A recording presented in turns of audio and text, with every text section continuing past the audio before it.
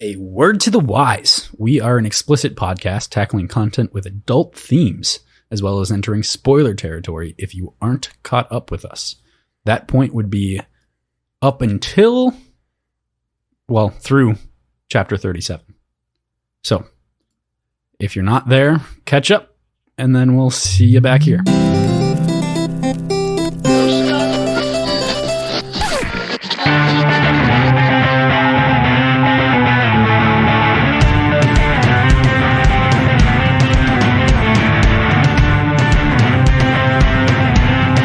This is Cross. And I'm PJ. And we are Words and Whiskey, a podcast for veteran and novice readers alike. We tackle fiction novels and love to talk about what we're drinking. You should think of us as your intoxicating weekly book club. So, Crossland, I don't know if you were expecting this when you started this show, but I'm kind of liking this book, man. I think it's pretty good. It's a pretty good book. It's a pretty good book. It's been a lot of build up to get to this book, but it's a pretty good book.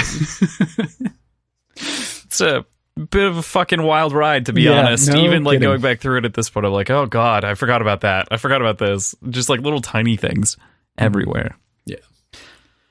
Oh, it's a lot of fun. Man, like the entire character of Cicero fell out of the back of my head, like just completely. But we'll talk about this in the show. That scene where he is recounting kind of Darrow's thing is one of the scenes that sticks with me from this novel. I just don't know why I didn't remember that it was Cicero that said it. Anyway, today is our 6th episode covering Dark Age by Pierce Brown, and we are going to tackle chapters 32 through 37. But before we do that, let's talk about what we're drinking. Strawberry mojito. That's both of us. Yeah, we're both having strawberry mojitos. Per the urging of the Discord. Yes. What'd you make yours with? So we'll assume the base recipe is the same, so you can run through that. Yeah, so I used plantation rum, 5-year rum, because it's the rum that I have. So I used 2 ounces of that. I went real loosey-goosey again with the measuring. That's the only thing I measured, to be perfectly honest. I was scraping the bottom of the barrel as far as like ingredients go. So I went to my old apartment because we still have a garden there, and they're letting us harvest all the stuff that we planted, which is sweet. There are strawberries in that garden, so I got a couple strawberries. I had a quarter of a lime left, so I used the rest of that. I've got a spearmint plant, so I've got spearmint instead of the normal mint, and then just squirted a little bit of simple syrup, and then instead of any sort of club soda, I've got Mean Green Hell's Seltzer, which is kiwi, lime, mint, and pineapple. So, it's a whole smorgasbord of things that probably shouldn't have gone into it, but it actually tastes really good. So I'm happy with it. What's your rendition looking like? My rendition is very similar, but actually measured. So obviously 6 sprigs of mint. I juiced an entire lime, threw in 6 strawberries, mashed those all together. Actually, real quickly, let me order this a little bit differently because I actually drained out my mint after I let it mingle. So here's what I did. I put the mint and the lime and the club soda and the simple syrup and the rum all into the same thing, smashed the mint as you would, put it in the fridge for 10 minutes. Then I drained and removed the mint leaves, added the strawberries, muddled those, and then poured it into my serving cup. Okay. Just because I wanted to I figured I would actually eat the strawberries, like the mashed, I want to kind of drink them. But mint leaves can be very invasive. I don't know, especially when mashed. So I figured I'd let the mint sit there to kind of, give off the flavor, give it that 10-minute window, and then pulled it out at that point just to, Mm-hmm. Rum of choice was the barrel-aged End of Days rum, which is fantastic. Typical simple syrup, typical everything else. So 2-to-1 ratio between club soda and rum, and the simple syrup was a 1/2 ounce. So, yep, cool. Neato. What are you following that up with? Yeah, I don't know exactly how to pronounce this. Stiegel, Stiegl, Raspberry Radler. This brewing company is in Austria and opened up in 1492. So, wow, it was an old brewery. No joke. I haven't actually tasted it yet. Let's see.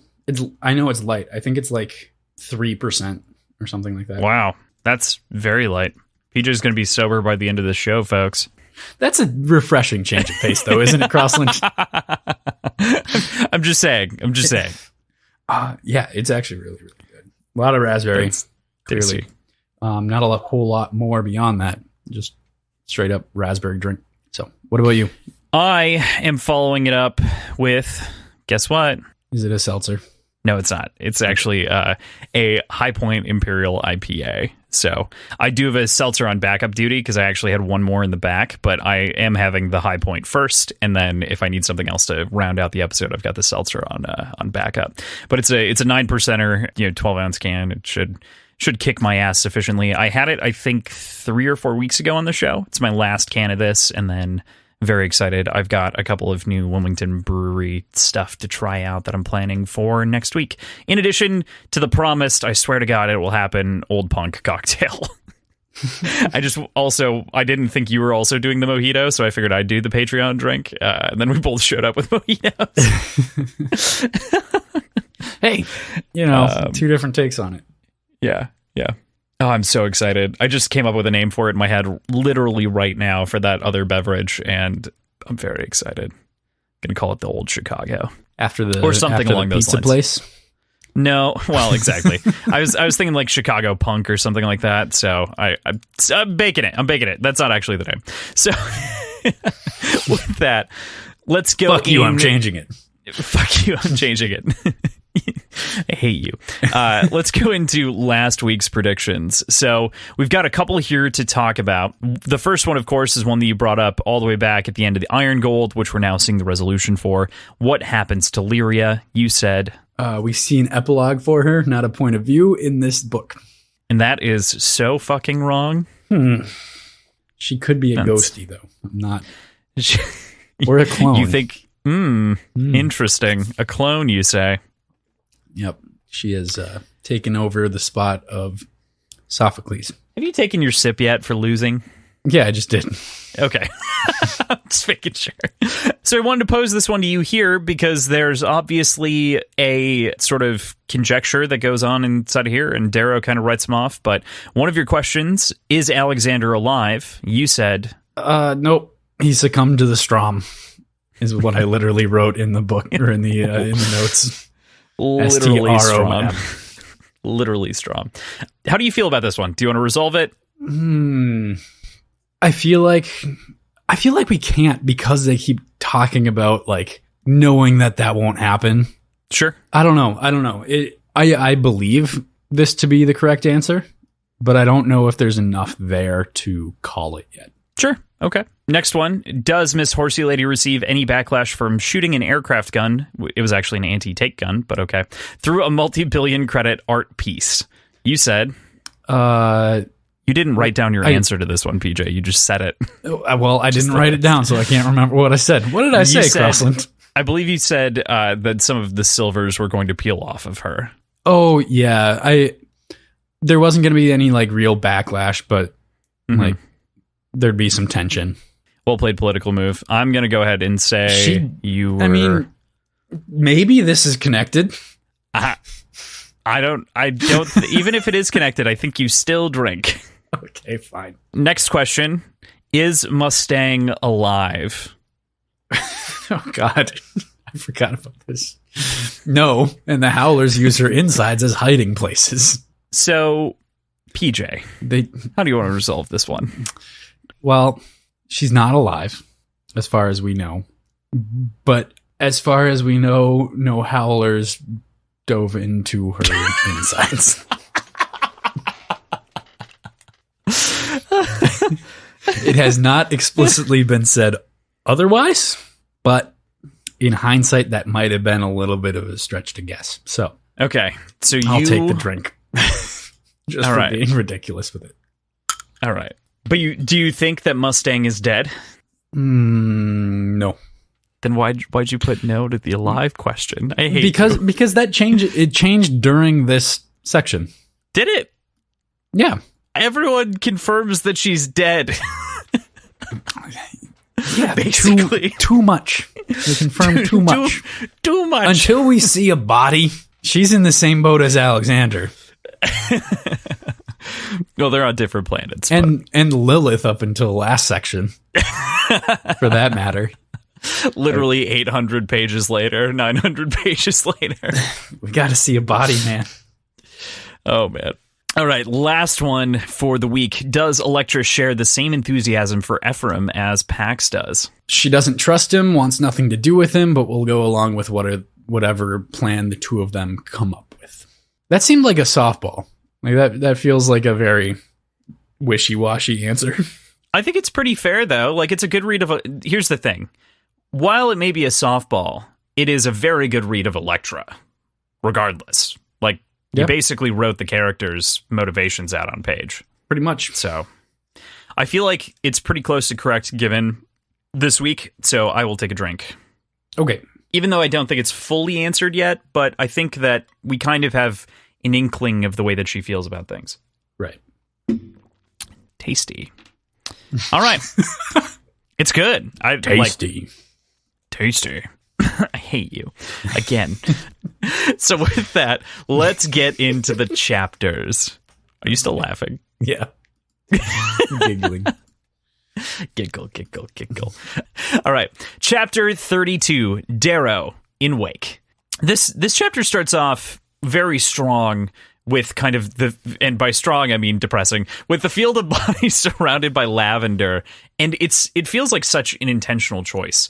Lavender is derived from the Latin term lavanda, which means to wash away. Obviously, also in Spanish, French, it's lavar, lavarse, etc. Generally used for wash. And I found that really interesting because it to me gave them this like moment of dignity to surround them with the lavender, and it feels like he also understands that they're going away, and that it's also kind of a way of symbolizing that in a physical sense. It's a very deep read on what is effectively just putting a plant to try to soothe people and get rid of the smell, but I feel like it's, there's definitely something there. There's a reason that he chose lavender. There's something nice about it, especially in as bleak of a situation as they're in. It was well described, it was well thought out, and meaningful to a certain extent. Yeah. Mm-hmm. What do you think overall of Darrow's decision to do that, though? I was talking about Pierce. Oh, Darrow's decision to do it. I think it makes sense for him. He's trying to boost morale as much as he can and to give some sort of semblance of dignity in a mass grave. Like, it's as much as he can do, and he's putting the effort forward. Yeah. Oh, yeah. Without a doubt. There is an obvious dreariness and inevitability in Darrow's tactical read on the whole situation that they're facing down after the Battle of the Ladon. Darrow also reflects on the loss of his commanding officers and the way that Atalantia has been gnawing them away. What do you make of their odds, and how can he work his way out of this one? What do you think? What can he do? Oh, man. I mean, at this point in the book, he doesn't even know about Mustang yet. And it's already, like I said before, it's extremely fucking bleak. Like, the odds are not good here at this point. They turn a little bit, but man, it is depressing. Yeah, and we still have like 500 pages of this book to go yet, man. Like, there's so much left. If you thought the bleakness was over, oh boy. Can we turn a corner? Is there a corner to turn? I don't know. I'm not sure. It's definitely uncertain. I can't help but agree with you, right? So I guess, is there a way, maybe this is a better question to ask at the end of the section with Darrow when we talk about Gilrastes for a second. So we'll return to that one just because given the full context of everything, it'll be helpful, better. Mm-hmm. The return of Orion's body, as well as the pain that Callaway feels, is just immense. Darrow isn't clear on how to fill that hole in leadership, of course, with Orion gone, and sort of there are all kinds of things going on with the body, and Callaway seems like a natural answer, but even then his demeanor and response shows that he almost has as little interest in Darrow or his reasoning as anyone else, as anyone from the Society Remnant does. He's literally been broken by this loss. Yeah, entirely. But he is the natural choice. He makes sense. And despite his interest, I'm pretty confident in his sort of dedication to the cause and to these people that he's going to take the reins anyway. You know? Mm-hmm. I can't see him enjoying it, but I think he'll certainly do it for the cause. I think especially once we approach the end of this section, that becomes a little bit more clear. But yeah, I mean, and you can understand his pain. I mean, he's literally been sacrificing other soldiers in order to go out there and find this body against will, against all suggestion, escaping the med bay to grab pilots to go do this thing. And he's, in a way, Calloway's behavior and actions reminds me of a young Darrow, you know, like what he would have done. And I think Darrow also reflects on that later with Alexander, right? Yeah, there's a lot of like, what would I do as a younger guy coming from Darrow that he simultaneously like tries to tap into and like push away from. Mm-hmm. It seems there's an identity crisis specifically with that going on within Darrow, and it's hard to decipher what he's actually thinking, you know? Yeah, I totally agree. I think identity crisis is a great way of putting that, especially given how we kind of discuss Darrow's personalities or moods as they kind of like consume him in different moments. So I think that totally fits. Mm-hmm. To that point, the moment shared between Darrow and Rona discussing the fate of Alexander is a great one, I think. One that focuses on the budding relationship that was building between the two of them, but was likely cut short by his fated trip to Tyche to save as many souls as he possibly could, being a great Arcos, of course. But there's also an important note of change that Darrow acknowledges in him. I wish for one small moment that I were a young man again who could charge forward nourished by his own righteousness. That man would damn the danger and search for Alexander as Calloway searched for Orion. But that man would have died in the desert and taken all of his men with him. That man isn't what my army needs. What do you make of that reaction? We'd been talking about the dueling personality a little bit. I almost wonder if it would boost morale for him to act like that, you know? Or if it would be like, here goes like the Reaper's going off the deep end with this, like, why are we following him? Like, I could see it going completely either way.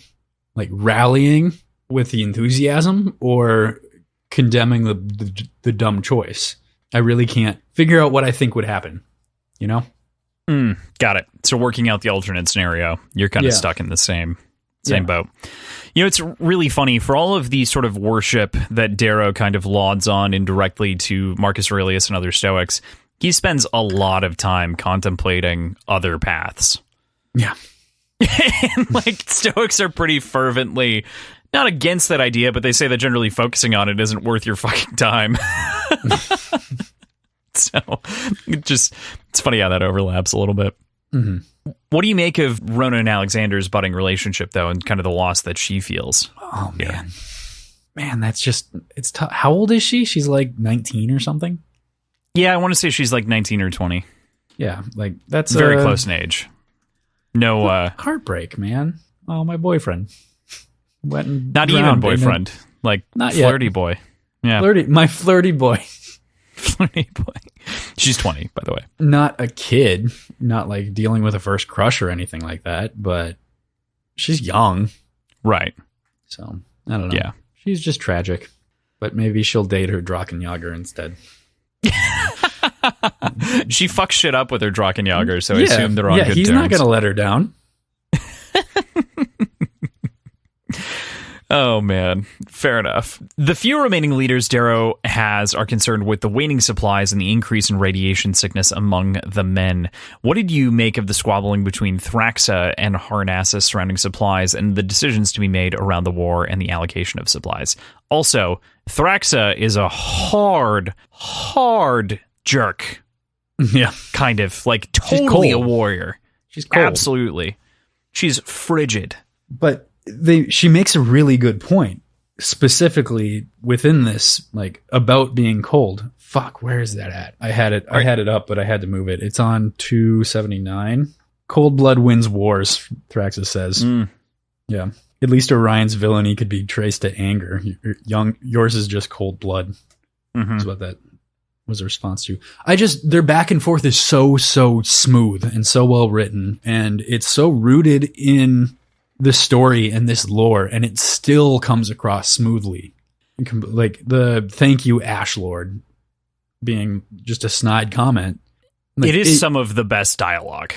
It's so good. It's really captivating. So beyond just being a high tension situation for the characters themselves, reading it was a joy.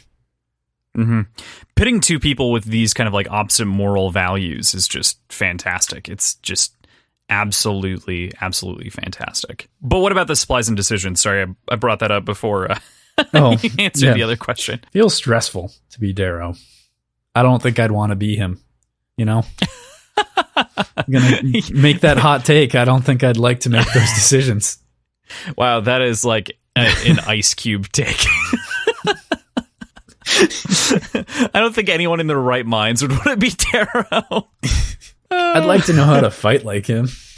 Yeah, right. There are character traits I would love to borrow, but his specific situation, hell nah. Absolutely not. You could not convince... Yeah, no. Especially not after the Battle of the Ladon. Are you kidding me? Absolutely not. So the chapter ends with Darrow denying Harnass's suggestion of surrender and with a communication from Atalantia about the Sovereign.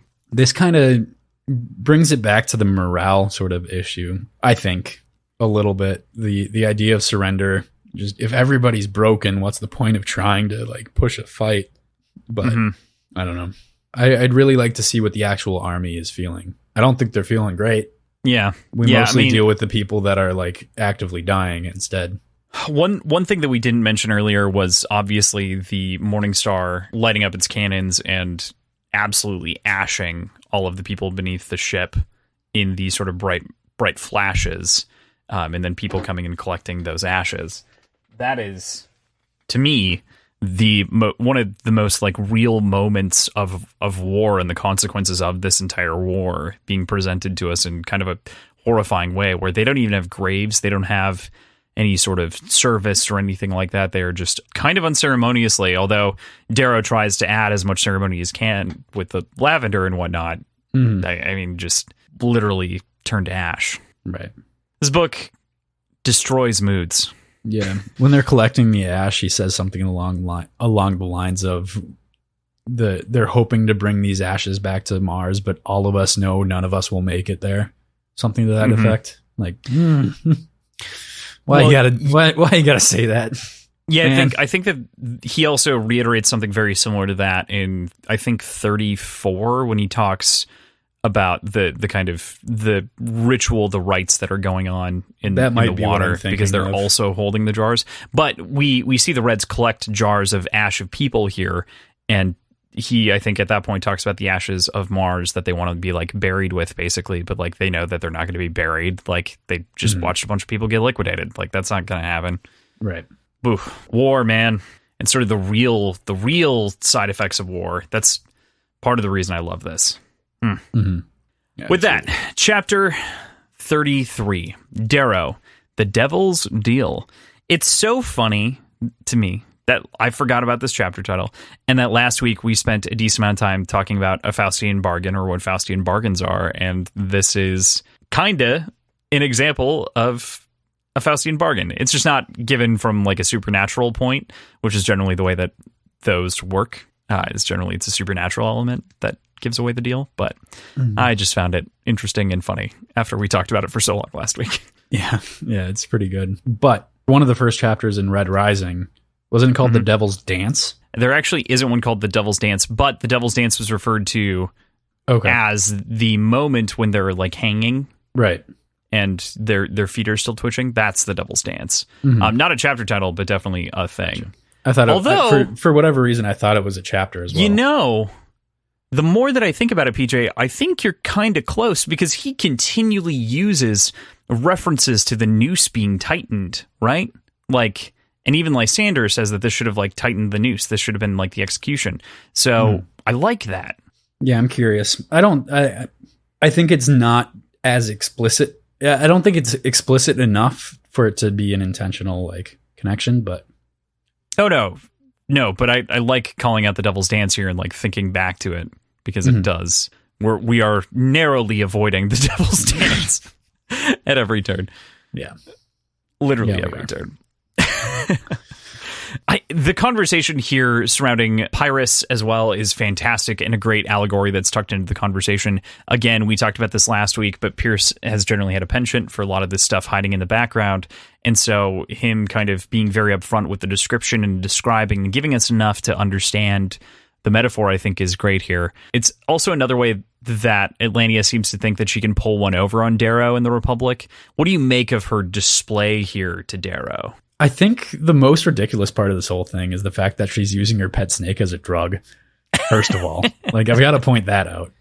Like, she's taking microdoses of venom recreationally and is just kind of like, I don't know, squirming in ecstasy the entire time, which could just be her taking like pleasure in Darrow's pain. But I think it's also she's actively like medicating herself with the snake. But I don't know. I think it's always cool to see Darrow call someone out on a bluff without really having to think too hard about it. Like, yeah. He approaches conversations like this with such coolness, I guess, calm and collected and really, really intelligent, but reads people like a fucking book, man. And it was cool to see her call him out, or see him call her out on this. Yeah, and again, I think that the other part that's great here about kind of their back and forth and the way that they kind of talk is he calls her out as the last of the sisters and the least favorite daughter of the Ash Lord by far, and just sort of totally doesn't... She takes her down like 4 pegs and like just absolutely knocks her out of the park. I also love, like, we never really got to know Moira, right? And there really isn't a good way for us to ever know Moira. But the way that he kind of describes her as the joy of the Ash Lord gives a little bit of backing to the character and like makes her make a little bit more sense, where she was like a political tool, but she was happy. And, you know, I mean, comparatively, it's a good lens to view her through. But it also leaves Atlantia to be like the piece of shit that we know her as. I'd be curious, even though she's changed, if we can get to know Moira through Lysander's memories a little bit. I don't know. That would be interesting, wouldn't it? We'll see. We'll get to know a bunch of characters that we never knew before through Lysander's memories. Just resurfacing. Yep. Oh. Fuck. Can't wait to talk more about that, but you're not necessarily wrong, because it does give a picture of Aja and Octavia that's pretty fantastic. I love the way that Darrow insults her and like they're kind of back and forth. He also comes to realize, though, in the sort of insults that are being flung back and forth, that like she has changed. Like his insults aren't entirely correct. Yeah. So after Atalantia repudiates democracy as the disease that toppled the strongest of empires, Rome, the American, or actually I think she says Athens, the American Empire. Maybe it was Rome. I can't remember. The American Empire and the Indian, I assume, Empire. Darrow really kind of sees where we ended last week, of course, with the Day of Red Doves, as she's dubbed it, and is in immense internal pain, comparing this loss of Mustang to that of Io, while not flinching visibly from Atalantia's pressure. I also love that she says that it was a subcontractor after he asks, you know, like, was this you? Yeah. And he's like, nah, subcontractor. Like, fuck. God, what a fucking terrible way to hear about this news, by the way. Mm-hmm. Like, that's got to be one of the worst ways to hear about it. Except in, like, maybe, I don't know, space tweet or something. Like, that might be worse. The equivalent of a space tweet. He has some really good comments to her, though, like right away in this conversation. Something along the lines of, I wish we could have done this in person. I had big plans for you. And she just kind of shakes it off. But they're back and forth, much like Thraxa's and Harnassus is really, really well done. It's fantastic, the way that they kind of have this back and forth. And then, you know, he is trying so hard to not react and is very obviously trained in this regard on his own will through all of time and all the things that we've seen him go through. He's able to kind of muster enough strength to keep it all together, which good for you, Darrow. Yeah. Good for you. You know, and in part, this internal monologue reminds me of the scene with Harmony from Golden Sun, where Darrow was shaken of his faith and set up the plan to do the bombing of the gala. What did you take from his reflections Is that the point where he learns that Io is pregnant? Yes, yeah, where he was going to be a father. Yeah, that's exactly what I was thinking of when I was reading this. Just his internal monologue just spirals. And reading his thoughts made me anxious. Like, I can only imagine what he was feeling in that moment. Again, I'm gonna praise the writing here. It's really well done. But yeah, it harkens back to that moment entirely, and it's exactly what I was thinking about when I was reading it. Yeah, he runs through so many things in his head, right? He runs through wishing that he spent more time with his family. He runs through regretting going to war at all. He runs through all of these different things. He kind of goes through even a like stoic sort of recompense of a mantra being like, you fucking moron. You didn't realize that like your life coming here was a waste and you should have gone home because maybe you could have taken the Armada. Maybe you could have done other things. And arguably just didn't spend enough time doing premeditatio malorum, but whatever, that's fine. They're just all these like different comments that rush out of him that build that anxiety in this moment. And I hate it for Darrow, but I love it from a writing perspective. Yeah, it's definitely something. At the end of this conversation, the two leaders appear to have reached really a stalemate, discussing nuking each other in various ways. Yeah. And sort of what that would do to the planet or what that would do to them. And Atalantia's power over the rest of the society remnant is really called into question. What do you make of his sort of call out? I mean, she's hard to read, but Darrow is obviously making some pretty sound logical steps to figure out what position Atalantia is truly in. Mm-hmm. But he doesn't know what force is working with them, being the Syndicate, assuming they're actually like working closely together as opposed to just like this one hit. Mm-hmm. But I would assume so. If she refers to it as a subcontractor that coyly, like I would assume they're probably working pretty closely together. They've got people fucking everywhere. Mm-hmm. Like they are, as far as I can tell, established basically across the entire solar system. So yeah, they're a well-funded and well-established foe. I don't know the numbers of like the Society Remnant versus the Syndicate, but I would think that Darrow is probably heavily underestimating the number of people that they've got under their control. That's fair. I think he's reading a couple of things very directly and very cleanly. I think that he might be underestimating the total number of people that are under control, but I think that he's kind of on it when it comes to Atalantia's power over everyone else, That's true. Absolutely. Yeah. For the record, PJ, as well, I have to specify this because we haven't actually talked about this. We've approached a point where I am also in a black box, and I don't know the answer to some of these things. Ooh, good point. So, like, just so you know, I can't be definitive about everything. Okay.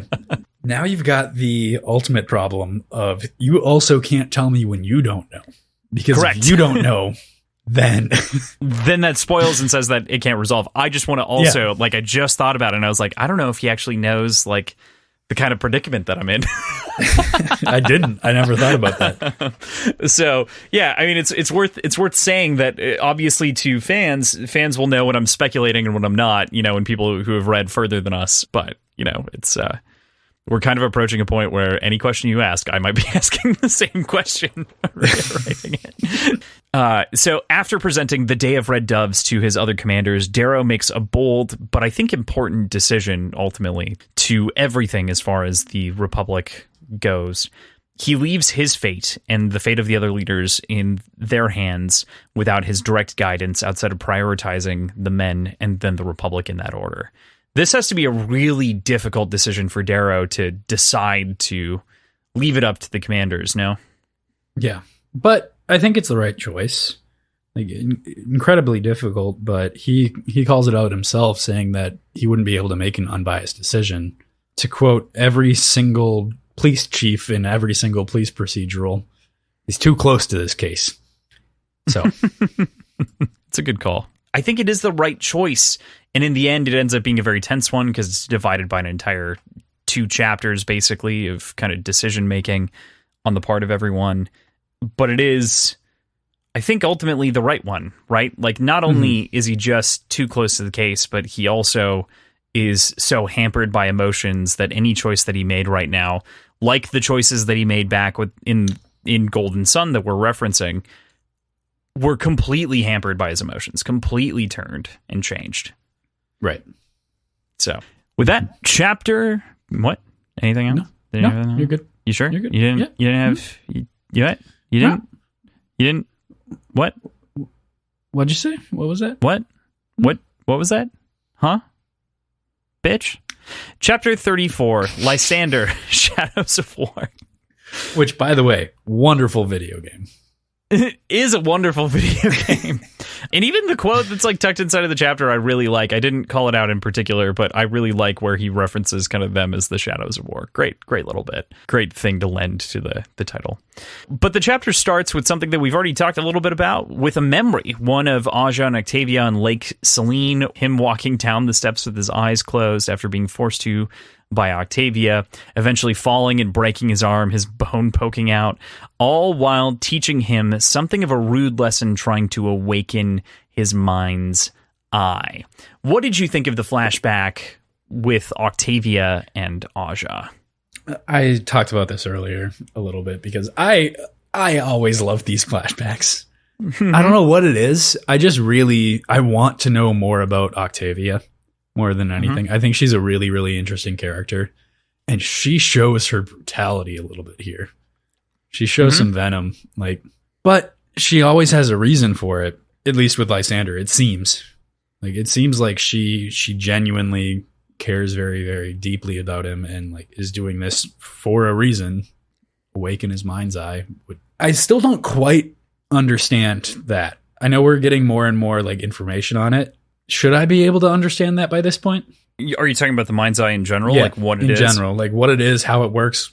I think we've got a decent picture from Iron Gold, right? Where it's kind of like a meditative state wherein he can block out different things. And I think in particular in this section, he says that he still feels pain, but is kind of numb to it, right? So the pain is still there, but it's clouded.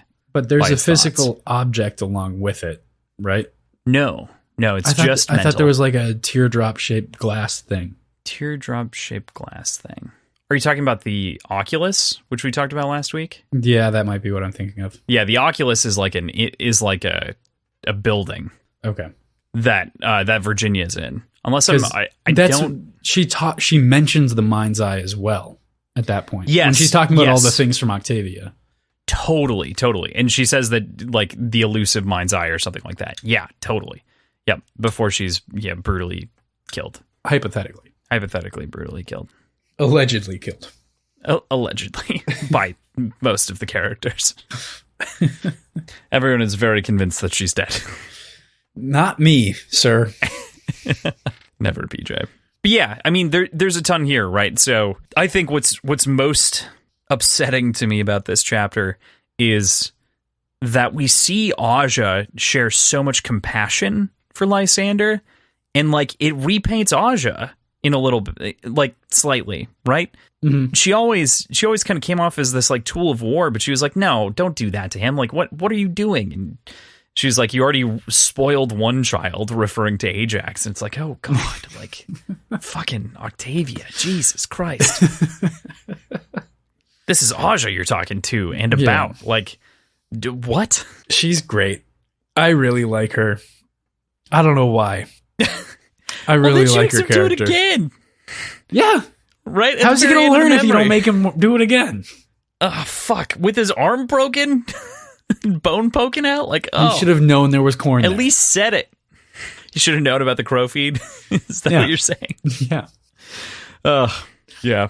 Baked into him from a young age, but it is interesting that it comes flooding back to him. Mm-hmm. I love a quote. There's so much, of course, that comes out of Octavia's mouth that is fantastic. But the quote that sticks with me here, of course, is the tragedy of the gifted is the belief they are entitled to greatness, Lysander. As a human, you're entitled only to death. Well, first of all, here's where you lecture me about stoicism again, right? Lay it on me, buddy. Let's go. It depends. 1 through 3. What? Pick a number. 1. Alexander the Great and his mule driver both died, and the same thing happened to them both. They were absorbed alike into the life force of the world or dissolved alike into atoms. Okay. It's just a, That's Marcus a good Aurelius quote. Good deal. Yep. Wonderful. Yep. This was one of my favorite quotes of the entire section, though, and really one of the best quotes in the book so far, I think. It's like you think about, this is going to sound so weird. You think about all the kids that like took AP classes, right? And are like, I'm the smartest child, or kids that were told that they were gifted at a young age and then like didn't do anything with it because they believed that they were kind of entitled to sort of the greatness or fell off in one way or another. Not to say that like I'm also not totally inside of that group of people who, like felt like they were entitled, but like you have to earn everything that you do. And I think that's such a fantastic summary given to Lysander of sort of, you have to be your own life's change agent. Right. Yeah. You got to be the change that you want to see in the world, so to speak, as you can see on any bumper sticker. Very fucking cliche, PJ. I know. I thought I was hitting a cliched point, and you tripled down. That's why I said it. Oh, man. All right. So spend the next couple of pages with Lysander reflecting on what had to come to pass after the Reaper's light resistance came and went. Yep. Roan, of course, is missing, abducted, captured by the Rising, but Kalendor has freed Lysander and others. They're a small group. Cicero survives as well and joins up with the rest of them. It's a rough walk for Lysander and company. What an understatement. They got absolutely fucked, dude. How many of them died? Like, they left with like 70 or something, and like there's 13 at some point. Yeah, I think they're down to 5 golds, 3 grays. Okay. At the end, like at the very end of this. Yeah. That's a lot of death. That's not easy. Nope. I'm surprised the grays survived. Well, so is Cicero. Good point. He's definitely having a hell of a time, but it's like you said, profound understatement. You're right. I definitely understated it. They lost a ton of people, and it kind of gives weight to the Ladon as it was described earlier on in the book as like the slayer of armies, as these people literally cannot walk out of it, and they're even measuring their supplies, and they're unable to kind of even come to terms with it. Mm-hmm. Bad time. What do you make of Lysander's dreams of a chair, white doors, and the sound of crashing waves that he has while he's sleeping? I'm assuming it's going to kind of come into the same deal with his mother teaching him how to play piano that he doesn't remember. Mm-hmm. I'm guessing it's in the same sort of vein, something to do with his mom, memories that he doesn't remember. Okay. Does that make sense? Yeah. I mean, I think it's up to you to determine what you think it means. So, yeah. You think it's reminiscing about different things and memories that he's missing. That makes sense. Mm-hmm. What do you think like the white doors could be? I don't know, man. I didn't think that closely about it. As I think about like the sounds of crashing waves, I'm like, is it maybe the Sea of Discordia out on Ganymede, like visiting grandfather Lorne? I mean, like that's where my brain goes there. A beach house can just be a beach house sometimes, Crossland. It doesn't have to be that in depth. I believe that theory. I can get behind that. In fact, I'm going to adopt it as my own. That's my theory. He's remembering being at Lorne's. I'm taking ownership of it. I've claimed it. Do you have a flag? Oh, man. That will forever be one of my favorite little comedy sketches of all time. Mm-hmm. Do you have a flag? For those you don't know, Eddie Izzard. Yeah, that entire comedy special is one of the most impactful for me. Regardless of whether or not it is for other people, it is definitely one of my favorites. Yeah, it's front wonderful. to back. So, getting back to it, I really, really like Cicero and the story that he tells here about Nero's hunt for a white gazelle. And the way that Kalendor even balks at the idea that Nero would chase for a gazelle for kilometers and for hours and hours and hours and hours and hours on end because he refused to shoot something and he'd prefer to actually kill it with a razor. He refused to eat anything that he didn't kill with his own razor, is what he said. Yes, correct. Which also makes his entire life a lot more complicated. It really does. Did we ever have scenes of him eating things? Yeah, there's at least one scene in Golden Sun with Pliny, I believe, and Leto, who dies pretty quick after he's introduced in Golden Sun. Yeah. Pretty sure. It's also not to say that maybe Nero just doesn't go hunting every once in a while and like kill a bunch and then they freeze it, you know, like any good northern Minnesotan might. That's a good point. That's a very good point. I think it also, like, this little section here does an excellent job highlighting Cicero's voice, which again, I just want to say harkens a little bit back to Tacitus. It feels kind of similar. And B, I think it just does like an excellent job highlighting the sorts of differences that we see between the Golds.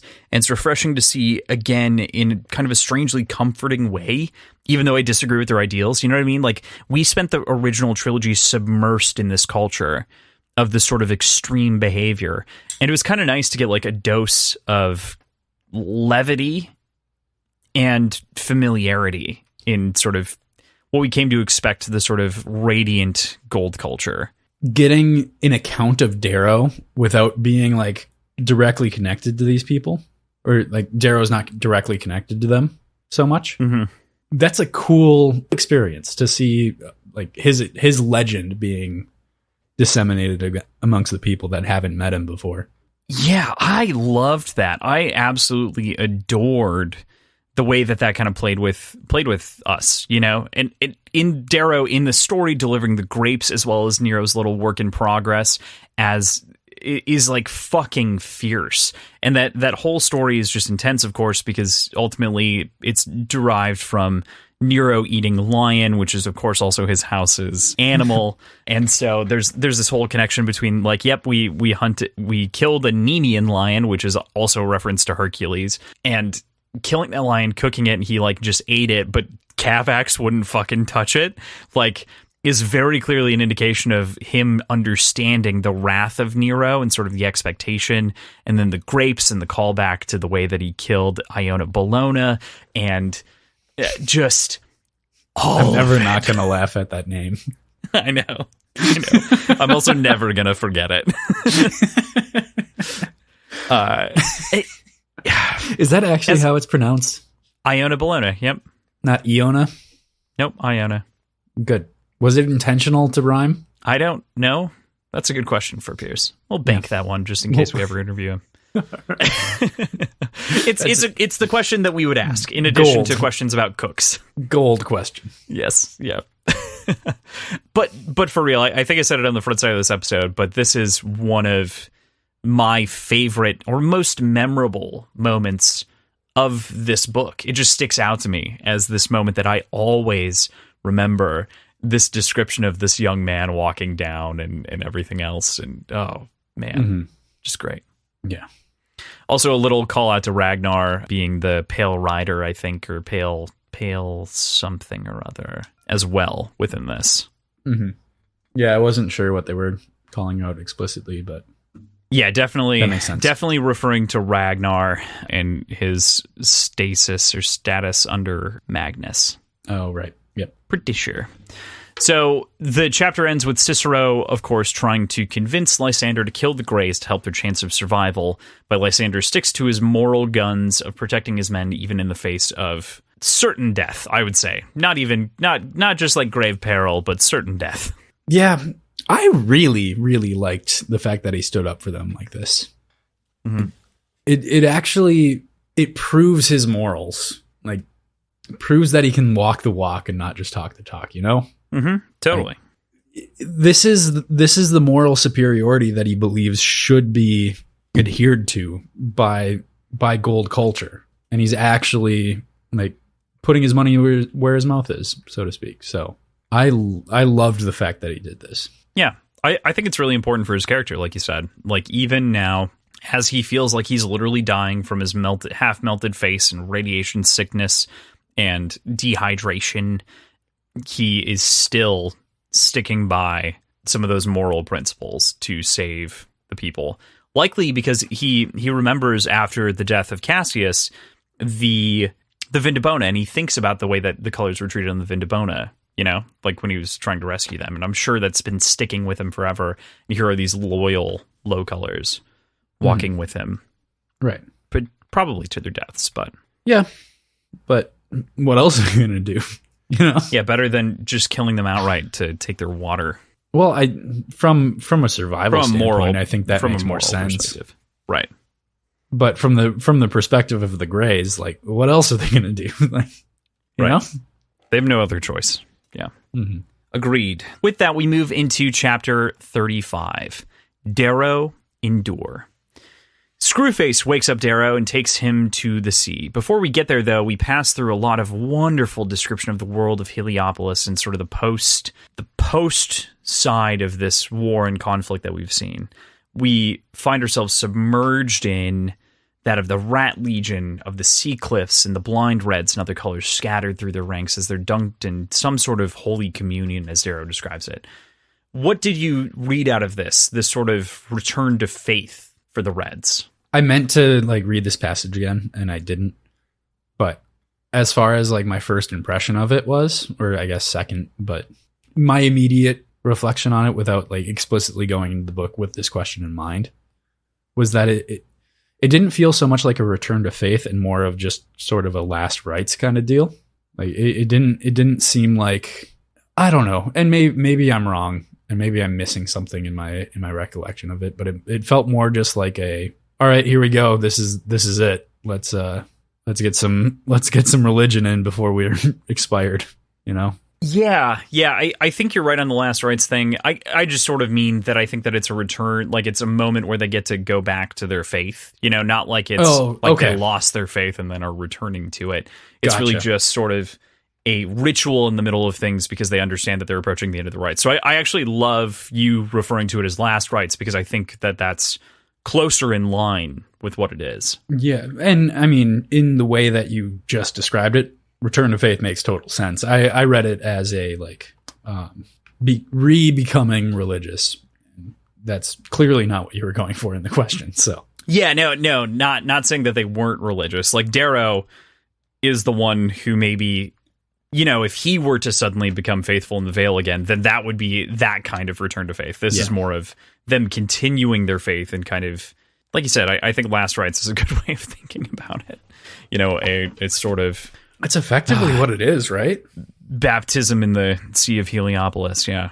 Mm-hmm. It's definitely hard, brutal. Yeah, I think so. Yeah, everyone's having a really bad time. Really, really bad time in Heliopolis. So I love, of course, the obelisk's land, and they cook a bunch of the fishes, and all that scene setting is fantastic. Screwface tears off his shirt, and he's like, what the fuck? Are you, like, not going to do this? Like, you fucking idiot. And goes in after the obelisks, climbs up one, makes it to the top, and we finally arrive at these things that were shot from the twin guns of South Pacifica, the twins of South Pacifica. And I think it's just a wonderful moment of joy and relief after so many pages. Yeah. I mean, we've gotten a couple of different moments like this. You know, like I said, the Cicero story was a good thing to like happen at the time that it did, but this actually feels like a wave of positivity for the Republic in a large way. I also love, of course, that we saw this happen 300 pages ago at the very beginning of this book. Almost actually exactly 300 pages ago, we saw these launched, and we see them arrive now. And we saw kind of the tail end of that speech again 100-ish pages ago from Mustang's perspective. It's just it's a great way to kind of align the timeline, and I think that it's wonderful. Yeah, it just in time, man. Like, I feel like they would have been happier if it had come a couple days before. So say we all. You know, like, now's good. Like, now's better than later. Now's fine, yeah. But yeah, it's got thousands and thousands and thousands of these like radiation poisoning pills or radiation like treatment pills. Essentially, it's enough for the entire army for like a year, I think is what he says. Which is sweet. He's going to be able to take care of the army for radiation for a year. So every one of the soldiers, plenty of food. All of a sudden, all these supply problems evaporate. Mm-hmm. And that's like, I'm not going to say most of their problems, but it's a heavy burden of a problem right now. Mm-hmm. They still got shit to worry about, but now they don't have to worry about just fucking dying because they're living too long, you know? Right. It only gets better, of course, when we get to the recording of Mustang that we get to listen to / read here. It has such a profound emotional impact on Darrow. You can just tell because of the way that he kind of reacts and the way that you could imagine him reacting to this, right? It's just, despite it being like 3 or 4 paragraphs and probably a minute or two, it is such a good read. Little excerpt here. You know, I believe we all begin equal parts light and dark. I fear you think your strength lies in your darkness. But the measure of a man is not the fear he sows in his enemies. It is the hope he gives his friends. I could no more ask Pax to stop tinkering with my data pad than I could ask you to change who you are. I know that. I only ask that you remember what you mean to me, to your son, to your people. You have not been abandoned. I will come for you. Severo will come for you. The Republic will come for you. Until then, endure, my love. Endure. Fucking beautiful. And this is after the point where she pivots from being the Sovereign to Mustang, his wife, of course, and he recognizes that change talking directly to her as opposed to helping him plan and helping him try to win this out. And as a final speech from Mustang, I think that this is fantastic. You say that like she's dead, but this speech was fucking perfect. Yeah. Like, it was so good. I felt inspired by it. Like, I felt motivated by it, which was, I was getting jacked reading it. I'm like, yeah, we can do this. So I still think there's something to Darrow embracing the darkness a little bit, because to a certain extent, a lot of his strength does come from that. Like, she's making the argument that all of her, like, I think he has to rely on both. As the Reaper is entirely darkness, man. You know? Mm-hmm. So I think he can't just let that part go. But I think she's right. He has to take notice of the light side too. Yeah, I think you're right. Right. I think that part of the Reaper is entirely darkness, right? As we've discussed him previously, as we've talked about throughout Iron Gold, and we've talked about this now into Dark Age, is that Darrow post the box is very different pre the box, and he kind of has separated himself into these two sort of identities. And I think that she's also kind of calling that out, that she even recognizes the differences between the different layers of him here, right? Mm-hmm. And she's saying, you were born with the capacity to be a good person and a bad person, like light and dark. And that's not your only strength. I've seen you work through the light. I've seen you before the box. There's kind of this sort of subtext that you can pull from it a little bit. But yeah, that speech, so good. Man, the last we hear of Mustang. Harnass's speech, though, to follow that up. For now. You're so hopeful. Instead of this book that has been nothing but a pit of despair. Like, what else am I going to do, Crosslinks? I feel like I'm always the one calling out all of the characters as being dead. Should it tell you something that I'm saying someone's dead? Yeah, it tells me that you're trying to trick me. Okay, all right, fine. Harnass's speech, I think, is also incredibly rousing here as he turns down what we expected to be a surrender of forces and turns it into a giant fuck you with his middle fingers up, with his bloody damn to Atlantia as he blasts her ship, a dreadnought, away in the sky, dropping the shields just temporarily enough. And it's just such a strong, powerful moment wherein even he says that Darrow belongs in the chair and that the Reaper of Mars and the army of the Society, of the Republic, will win out the day. Calloway even puts it more succinctly, fuck the Vox, hail Reaper. And I fucking love it. I'm curious what that sentiment will do for them later on, because who knows what state the Vox is in right now, who's controlling the Vox? Who's leading the Vox at this point? Does the Vox exist at this point? I think all of them died. Well, I mean, Publius is technically the Vox, right? Like, he is a member of the Vox. So is Zahn, the Imperator. So I thought they were like representing different factions. No. They were both Vox Populi, but they had different like subsets of factions. Like Zan was kind of a sort of, he was more of the, I don't know, I'd probably call him a radical. And then Publius was less of a radical. He's more the straight-laced dude, which is the personality that he's built up forever. Right. That makes sense. We end the chapter with a tally of those lost in his family, those alive, and a call to summon the Master Maker Gilrostes. So I want to call back to a question that I asked forever ago. What do you think Darrow does next? What's the next move? Master Maker is coming in. I'm guessing he's going to use the remaining storm gods, alter them in some way. I don't know how. Okay. I don't know what, but I'm thinking something like that. Okay. Because they've got access to these giant machines that have a ton of power associated with them. Like, I think they can do something with it. Sunk into the ocean, if I remember correctly. Yeah, I think when each of the pilots died, each one like sunk. Gotcha. Well, then I don't know, man. I don't know. I'm looking forward to seeing it, but my creativity is lacking right now, I think. All right. Fair enough. Just curious as to what you might think he could be doing. So, with that, we move into chapter 36, Lyria, Victim. I need to lead off with this chapter being that I asked my dad recently what his most memorable chapter, one of his most memorable chapters of any of the books was. And he said there were a couple. There was the gala, there's the end of Golden Sun, there's the moment on the Battle of the Ladon when all the ships are blowing up and the nukes drop, and then there's this. This chapter is harrowing in like a profoundly psychologically fucked way. Yeah, that's a good way to describe it. I had a tough time like even writing questions to this, so I don't think that I did I almost like already, we haven't even talked about it yet, but I almost feel like I don't do a good enough of job of exploring this chapter because there's just so much here to mine in terms of Lyria's psyche. But regardless, we will continue onwards and do our best.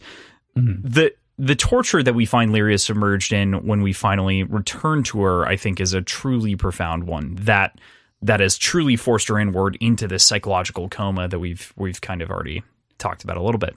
My first immediate thought is to that of the box that Darrow was in at the beginning of Morningstar, albeit perhaps worse with the inversion of gravity on him. Yeah, that's super fucking cool. On her, like that is absolutely fucked. The like needing to shit in the tube and pee in the tube and like needing to shovel her own shit in the tube. Dude, it's fucking ridiculous. Probably pretty effective as far as a torture technique goes, though. It's fucked, but I would bet effective. Well, I mean, it's clearly effective. It's breaking her down. The constant switch between light and sound fucking her up.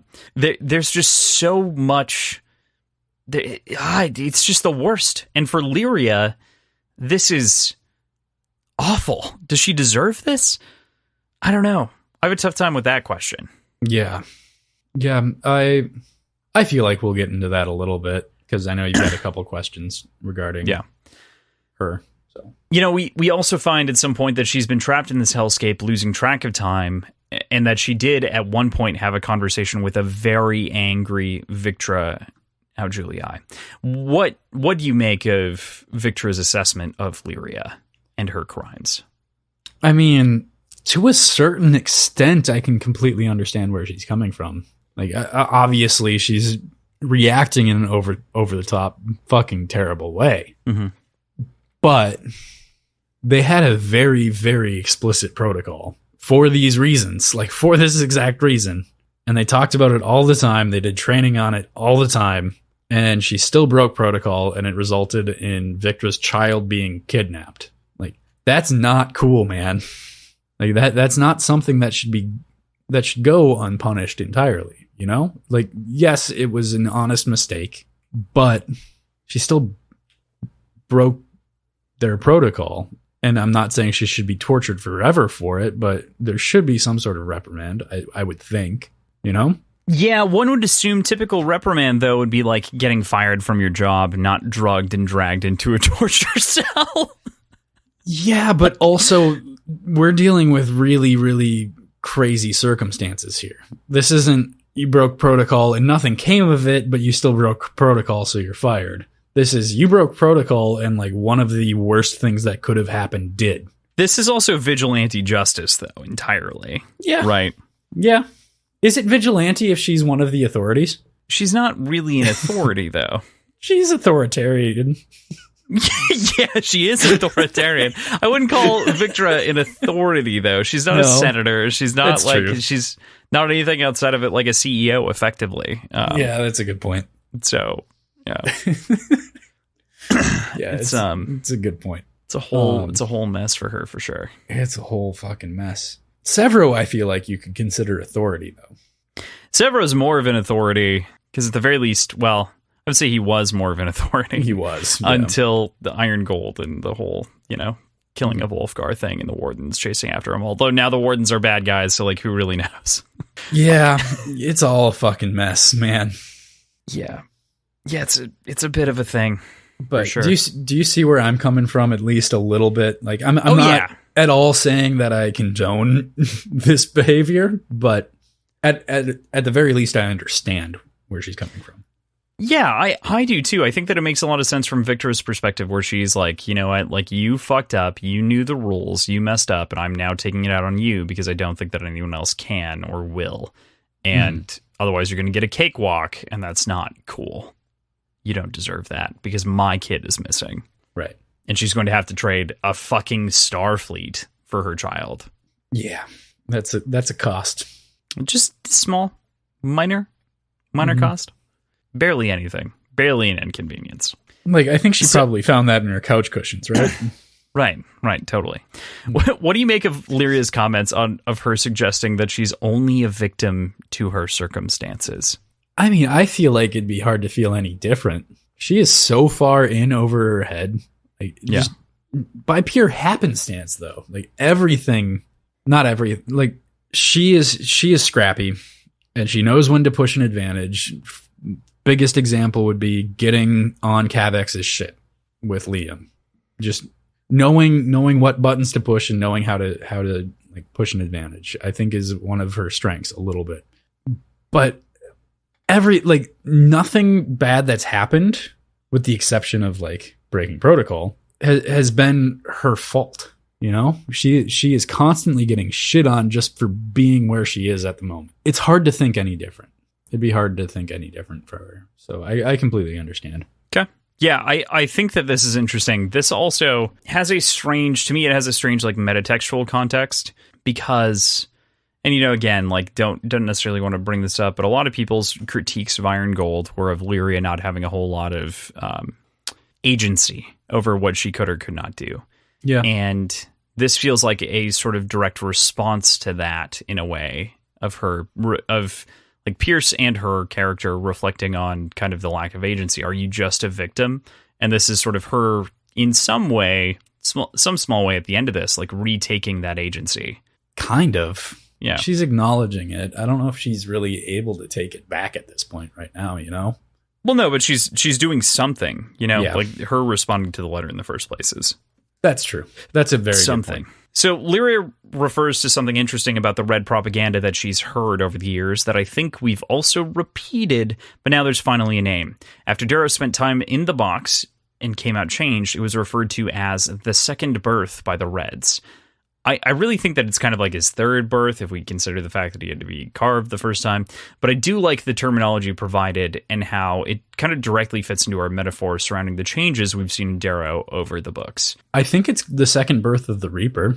Like, if we're just going to keep going along with the idea that they're two entities, like, separate from each other. Second birth of the Reaper, third birth of Darrow. That makes sense. I would argue... maybe not the third birth of Darrow, but like the death of Darrow, right? As like we knew. Yeah. Or like the burying of Darrow. But obviously that's not going to be something that fits into kind of a sales pitch for soldiers to join the war. But it does feel like Pierce, again, is pointing to us directly in sort of the idea of Darrow being kind of two-spirited in that way. Mm-hmm. Yeah. And it also evokes more Messiah ideals within him. Yeah.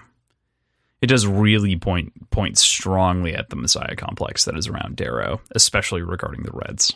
Mm-hmm. For sure. We end the week, rather, we end this chapter, as Lyria finds in the vent a letter written on cloth explaining that Volga is in the cell next to her and begins to write a response using her blood and a fingernail. She recognizes that Volga is the name of the Obsidian that was working with Ephraim, because he mentioned her name when he was Philippe, I think, right? Yeah.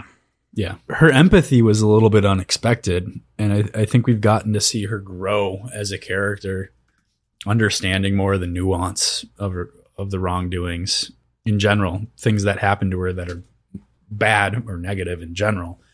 Seeing the nuance to it, and instead of just pushing back immediately saying, fuck them, she's able to sort of take a step back and think about the situation, think about the car that they were in and the look on Volga's face, and having sort of an empathetic thought, realizing that, oh, she's probably in a similar like mindset as I am, or she's feeling guilty about this too, and maybe there's some redemption that can be had there. So what was the quote? Hi, I'm Lyria. I think you might know me. Something like that. Yes. Yeah, I believe that was the beginning of the quote. Yeah, we didn't see beyond that, but correct. She's clearly writing a slightly longer letter to be exchanged through the gap, but the quote is my name is Lyria. You might remember me. ... Yes, thank you. I was just about to look it up. It's such a good moment for her, and I think in a large part, like you said, it shows a ton of empathy. Yeah. And kind of character growth. So it's a great way to reintroduce her to the story, I think, here now. Definitely. So that, we move into chapter 37, the final chapter of the week, Ephraim, Heart of Venus. So for the first time since Iron Gold, we've hit all of our characters in a single week. What fun if you like ignore all the chaos, torture, and like death. Well, I mean, are we just ignoring Virginia now? She's point of view in the book, and she was not in this week. I mean, I was thinking like Iron Gold characters, the 4 Iron Gold characters, but I would concede and say that if Mustang is dead, then her POV no longer counts, yeah? Well, I mean, we could just have a bunch of blank pages. How funny would that be? DED dead. 37, Virginia. Just 3 blank pages entirely. Fair enough. I love the secret language of peas here. You know, it's just so great. And again, it kind of fits into our food, meals, and cooks thing. But this is so much more important and so critical. We've been culminating to this moment where the secret language is exchanged via food and no less by peas. But what a fun way to like pass information from person to person, you know? Yeah, exactly. It's really smart. It's subtle enough that like it'd be tough to get caught. They're actively talking and gossiping in case they're being like vocally monitored. But I'm really curious who came up with that system, if it was Ephraim or if it was Pax. I could see it being either way, you know? Like yeah. I could see this being the way that Pax talked to Elektra like secretly at home. Or something like that, you know? I don't know. Mm-hmm. That is interesting. I feel like this is probably more of a Pax thing than an Ephraim thing. Although, you know, it's interesting to even pose that question because Ephraim is kind of the crew leader of sorts, and he could totally be one to come up with a plan like that. And he's also been kind of a Black Ops guy in the past. Yeah. So this totally fits that. Yeah, exactly. But it could also be Pax because of his sort of genius wonderkind nature, you know? Yeah, exactly. There's good arguments both ways. It's hard to tell. Mm-hmm. I love the bit that Pax goes on as well, explaining the Dark Revolt and the history of the Obsidians and explaining about the King Cthulhu and the paradigm that was altered, which of course is funny because Darrow says paradigm, like shift the paradigm all the fucking time. But he also introduces something about the Ascomanis, that of Volsung Fa or Volsung the Taker, as well as other possible escapees from the Dark Revolt, and that this has been going on for generations of loons of the various line that's been in charge of, you know, the Octavia Loon, etc. What's on your mind given the reveal of the history here? Like, what are you thinking? I'm thinking Tongueless was a part of this. I'm thinking Tongueless somehow like fits in here. I don't think he was necessarily like part of the Dark Revolt, because that was hundreds of years ago, right? Yeah, 500 years ago. Yeah, but a descendant and maybe Sure. working within the same parameters. That's why he's in deep grave. That's why he's had his tongue cut out. Like, I don't know. It's a stretch, but that's where my mind went immediately for some reason. Okay. Any take on any of the other kind of comments or thoughts on the history, the switch over, of course, from the patriarchy to the matriarchy, the sort of inverting of everything. Any other thoughts on the history of the Obsidian? So it seems completely like shrouded in not only mystery, but intentionally like people taking on the names without necessarily like having the history of it, you know? Like they were saying the space pirates weren't, they go by the name Askamani, but they're not necessarily like of the same like generation. They're not related, I guess, is kind of the vibe I got off of it. Is that what it said? Or did I just completely misread that? It was a little bit more vague than that, right? Like that they could, you're onto it. I would say that there's a little bit of kind of a question mark around, are these the actual Askamani that escaped, or are they just a bunch of escapees that happened over time? Did they just grab the name because of the myth? Like there's sort of that back and forth between Ephraim and Pax, which is sort of questioning even the knowledge that he shares. Mm-hmm. So all it makes me want is a dedicated like lore dump of obsidians. You know, like I really want to read up on their history because I like Norse mythology in general.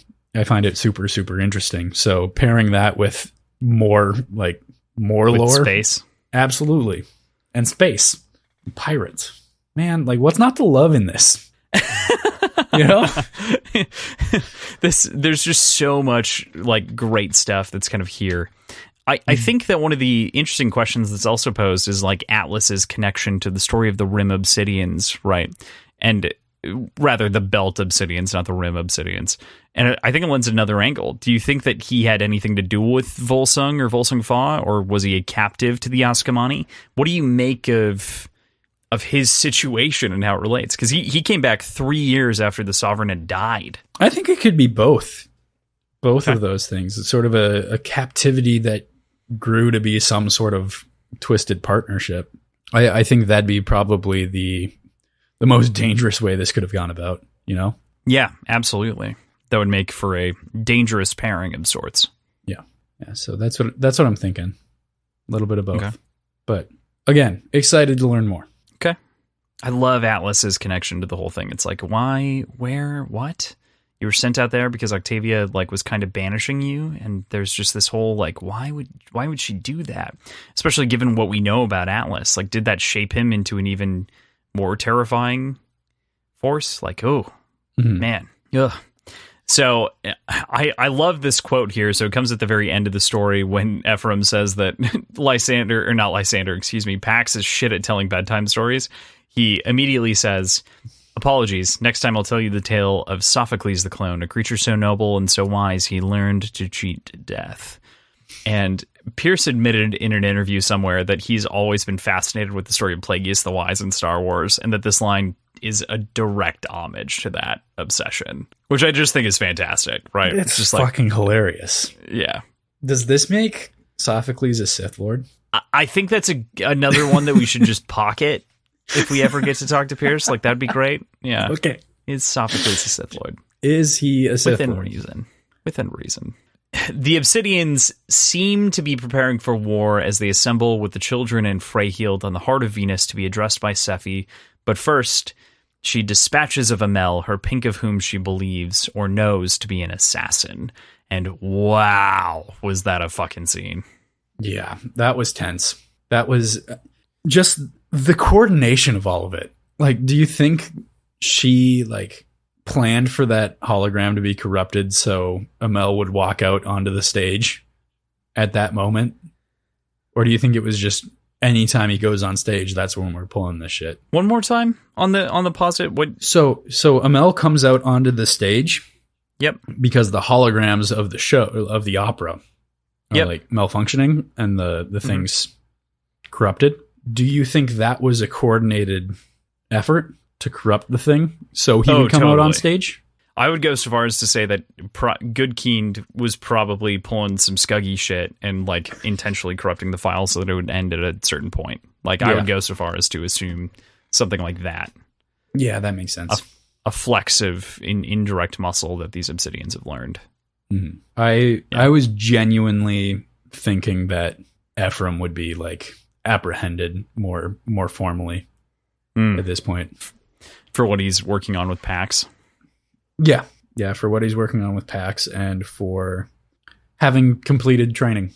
And he hasn't necessarily completed it, but he says they're ready. But yeah, like she needs them now, so he can't keep training them. So what she need him for? Fair, good point. But then, of course, like her reasoning comes to light here. The Sovereign is dead. Severo's captured. Rollo, the Archgovernor of Mars, is dead as well, shot by his butler. Many Howlers murdered. Everything is absolutely going to hell, and there is no way out of it. Valdir believes this to be a lie by Osgard that he told, but he disagrees, and Sephi points to Xenophon as the one who shared the information regarding Amel and sort of the way that she was potentially going to be assassinated by a poison bottle. There's just a lot kind of is poured out for Ephraim in front of him. And what'd you make of it? The fact that she says the Sovereign is dead so simply, like I liked the call out of how callous she is towards like telling Pax that his mom's dead, basically through this method. And there's the quote at the top of 321. You didn't have to do it like that, I say. I did not bring you here to play nursemaid to children or lecture me, Mr. Horn. Like, she's all fucking business and absolutely just knows no, like, warmth is kind of what it seems like. This is a child. He's like 10. And I get that she has more important things that she has to deal with, but that was, even for her, that was pretty cool. So, man, there's so much shit going on. Yeah, there's of course a lot here that is happening. It's just a question of what is Ephraim going to do now that he knows all of these different things, and sort of Valdir questioning Osgard, and there seems to be other political machinations going on in the background. There's just a lot of moving parts to consider here. Yeah, I can't imagine Ephraim wants to stay here. Like, whatever they're working on is accelerated tenfold now. Like, I can't imagine he wants to get deployed with them, you know? Yeah. So there's going to be some hijinks that go about, I think, from Ephraim and from Pax and from Electra, I suppose. Okay. So after the kids storm out of the room at the news, Sephi reveals her plan, of which Mustang had predicted, that Sephi plans to take Samaria and the mines by using the Scuggy to do so. The continent doesn't burn and is seized with a little bit more finesse than Valdir might exert. If there is one word that comes to mind when I think of Obsidian, it is absolutely finesse. Like, these the Scuggy, like, I don't know how to imagine them, but they are not small, they are not sneaky, they are not anything but just brutal. So, but at the same time, they're more finesse focused than anybody else in their tribe. So, I guess it's fine, you know. Yeah. It's but that plan's solid though. Like, don't overrun everything. That's just more chaos. That's just more insanity. I don't think it would go well for anybody. No, I think it would do more harm than good, and that's why I think that she's ultimately onto something. And again, the Sephi the Wise kind of takes the forefront here. In a very intelligent way, I think. Right. There's also a little bit that I skipped over that I think is worthwhile. We get a lot of Electra in this chapter. Like, she talks a lot for Pax and the pain that he is going through at the knowledge that his mother is dead. And she speaks up a lot in kind of defense of him. And I think for a 10-year-old, she's particularly mature and has a good grasp on things versus the sort of like machine of rage that we'd seen her be before. What'd you make of Electra? Spitfire, man. Like, there is very clearly, we know who her parents are. Fair. Like, she does not fall far from either tree. No, she doesn't pull punches for sure. Yeah. I mean, there's the quote towards the bottom of 320 confronting Sephi about like all of this, everything that's going on. You weakened her by leaving. You abandoned them. This is your fault. I know it. He knows it. We all fucking know it. Like, she is a child and is able to really dig into the background and the dominoes that fall, you know. Mm-hmm. Just not to be slept on, you know. She is a force already. Totally, without a doubt. Mm-hmm. So we're into PJ's predictions. First one up here is a home prediction. What we have is, how will the rest of the Republic react to Darrow's forces? Will there be any additional support? You believe? I think that if any support comes, it will come from agents of the Syndicate, and they will be trapped. They'll be traps of some sort. Okay. Yeah. All right. Sweet. And then we have a question here from Daniel Green's Discord from user Iron Rain. Can Lyria be redeemed of her crimes against the Julii family? I think in the eyes of Victra, maybe, but it would have to come after Electra is returned safely. And in somewhat of a crazy turn of events, Several will have to be the voice of reason that convinces her to be a little bit more reasonable in her like reprimand of Lyria that's still ongoing. Sure. Yeah, that makes sense. Mm-hmm. Cool. And then our third question of the week, again, from another person sourced outside. Thank you again for submitting these questions. Continue to submit them to us. We love to hear what you want PJ to talk about. What will Ephraim do faced with fighting against the Republic on the side of the Obsidian? This comes from Raoul Legs 32 from Reddit. I think he's going to escape. I think he, Pax, and Electra will pull something together and abscond before they get deployed anywhere. Or rather, before Ephraim gets deployed anywhere. I doubt they'd send Pax and Electra along with them. But yeah, right. They want to keep their meal tickets as they were safe. Exactly. Totally. So with that, we're going to actually introduce something new. I've been talking about doing this for a while now on the show. It's something that I've always really enjoyed, kind of more audience participation, like we're getting in terms of questions and other things like that. But I like the idea of posing a question of the week. So we want to hear from you. Please send us an email, reply to us with a tweet, any way that you possibly can to reach out to us. What is one of your favorite speeches delivered by a fictional character, and why? You can send that to wordsandwhiskeyshow@gmail.com or tweet at us at wordsofwhiskeypod. Send it on Instagram, wordswhiskeypod. Is it pod or show? Shit. Now I forget. I think it's pod. I think it's pod. I'm almost certain, but here I am questioning life choices. It is Words and Whiskey Pod. All right, I did have it right. Words and Whiskey Pod? Words Whiskey Pod. Words Whiskey Pod. Jesus. I fucked it up. So Words Whiskey Pod. Send it to us. You could find it in our show notes. You can also find it in our show notes. So before we get there, next week, we'll be covering chapters 38 through 43. It's going to be a quick read. We're going to read over the changeover to part 3, so we will be in part 3 at the end of next week. All told, it's about 44 pages. So it's a short one. Okay. So Sounds with that, great. That's where we'll leave you for the week. Thank you, as always, to our producers, Tim and Andrew, for keeping the show's lights on. Check out the links in the show notes, like I mentioned. You can find our schedule, Patreon, previous episodes, websites, socials, all in one easy, convenient spot. Yeah. And we've got a number of awesome things going on the Patreon this month. We've already, at this point, released the Wrath of Man episode. We've got an episode coming out of Speculative Knowledge, tackling goal setting and ambition. And then we've got at the end of the month, we've got a breakdown of Blink-182's career coming in hopes of giving a little bit of positive momentum and energy to Mark Hoppus, given his cancer diagnosis. So thank you so much for the support. It really means the world to us. We are beyond stoked and so glad to have you all as listeners. Please support us if you can. And we love you. We'll see you next week. Have a good one.